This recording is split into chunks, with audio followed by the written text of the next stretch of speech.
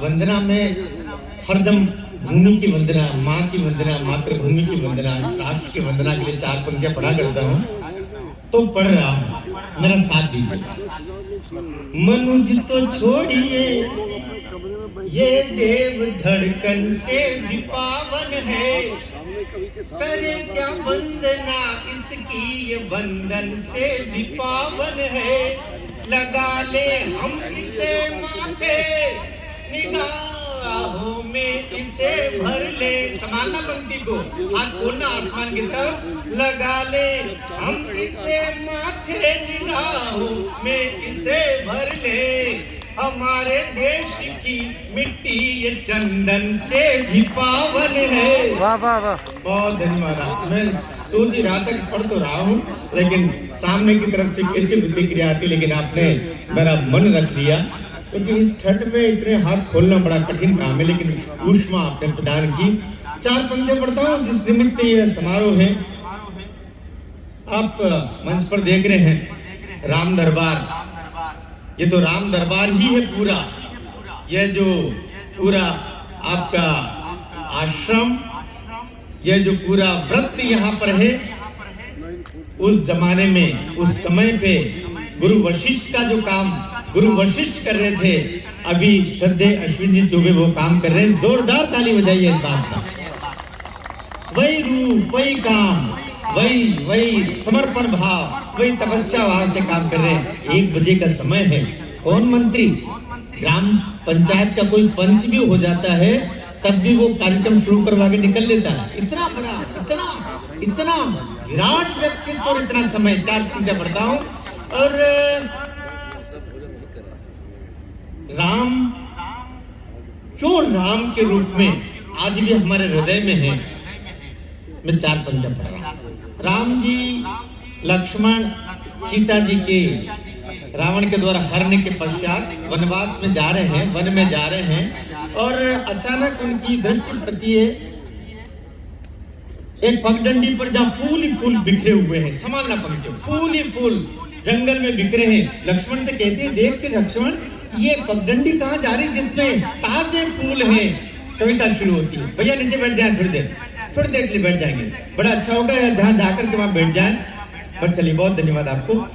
फूल सजी पगडंडी निहारते, फूल के भी बड़े भाग लिखे हैं। फूल सजी पगडंडी निहारते, फूल के भी बड़े भाग लिखे हैं। आश्रम पे कई आश्रम थे, किंतु छोटी सी कुटिया पे जाके टिके हैं। आश्रम पे कई आश्रम थे, किंतु छोटी सी कुटिया पे जाके टिके हैं। तो झूठे किए हुए बेर सभी देखो, झूठे उन बेरों के मोल बिके हैं। और शबरी में, अब सवाल पंक्ति को, शबरी में भीलनी देखे सभी, प्रभु राम को उसमें कौशल्या दिखे। शबरी में भीलनी देखे सभी, प्रभु राम को उसमें कौशल्या दिखे। समरसता से राम को हम राम के रूप में आज तक भी स्मरण करते हैं। 4 पंक्तियां पढ़ रहा हूँ। मैं राजनीति का आदमी नहीं हूँ, राजनीतिक टिप्पणी भी नहीं करता। मैं तो न कांग्रेस की का, न भाजपा का, न जनता दल का, न टिड्डी दल का किसी का आदमी हूँ। ईमानदारी से भैया सचमुच किसी का आदमी हूँ तो केवल अपनी पत्नी का। मेरी निरपेक्षता की तरह आपकी निरपेक्षता रखिएगा। एक पार्टी का नाम नहीं ले रहा हूँ भाई साहब, एक पार्टी का नाम नहीं ले रहा हूँ। नाम लेके मैं अपनी जीवा को क्यों परेशानी में डालूं।